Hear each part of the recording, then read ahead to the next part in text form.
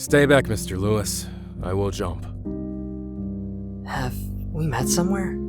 I'm sorry, I don't remember your name.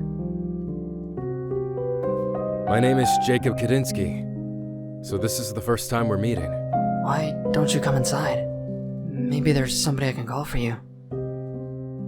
No, there's no one in this world I care to talk to.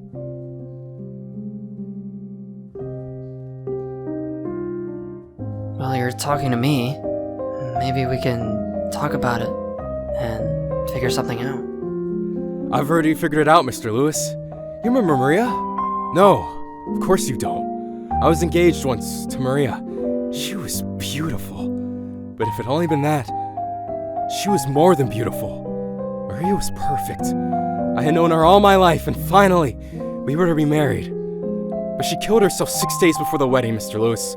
6 days. It wasn't because of me. It was her parents. Ugh. It's useless trying to explain this to you. No, I understand. That's tragic, Mr. Kadinsky. But killing yourself, that won't solve anything. I'm not gonna kill myself. I'm only gonna jump. We're 12 stories up. There's no way you're gonna survive that fall. I thought like you at first. But there's a trick to it. Yeah, I admit, the first time I jumped, I wanted to die. But that was 30 years ago. Right after Maria. But I didn't die. And I saw then that there was a solution. The first time? I've come to believe that there are horizons that separate the worlds.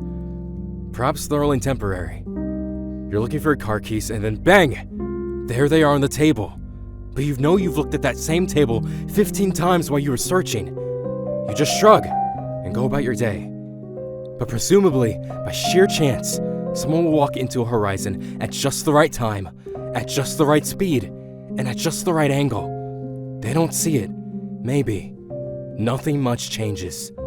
But they go to bed in a different universe than the one they woke up in. 30 years ago, I lived in an apartment that was just like this one. I threw myself out its window in despair. But instead of dying, I crossed the horizon. And I found myself standing on 8th Street in front of Del Vino's bakery. Only it wasn't Del Vino's this time. It was Del Rey's. Don't you see? At first, I thought I was merely lost. But no, I knew where I was. It was the bakery that was different. And throughout the day, I noticed other differences too. Coca-Cola instead of Cali Fizz, EBS instead of CBS, and the statue of Nathan Godwin in the park had completely vanished. So I began to wonder, what else could be different? You can imagine how it looked when I turned up at her parents' door asking for her. They must have thought I was drunk or crazy. Unfortunately, she was gone in that world too. My keys still fit in the lock of the apartment, so I decided that at 8:43 on the dot, I would jump again. Oh, I knew it was crazy. All those differences were so small that they were probably just in my head, a symptom of grief. But at that time, living and dying were the same to me.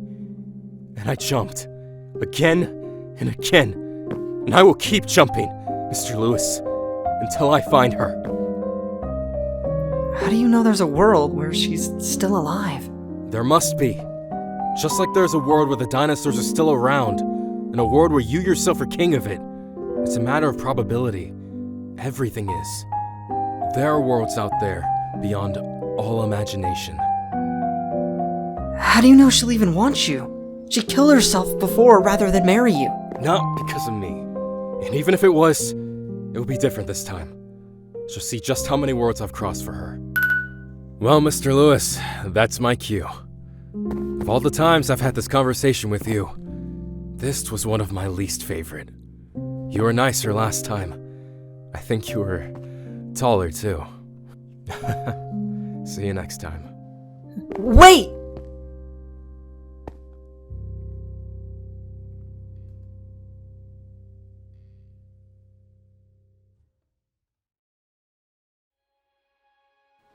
Did you know Jacob Kadinsky in the building 30 years ago? Kandinsky, yes. That was a terrible business. The young man's fiancée died and he disappeared. We had the police in here searching his apartment after he went missing. I believe they determined he had gone back to Poland. But, of course, I never really got any information from the police one way or the other. 1201. That's your apartment, isn't it? Did you find something of his?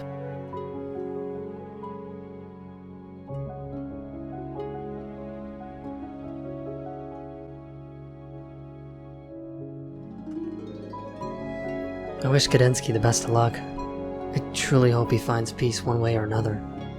But I'm moving out as soon as I can.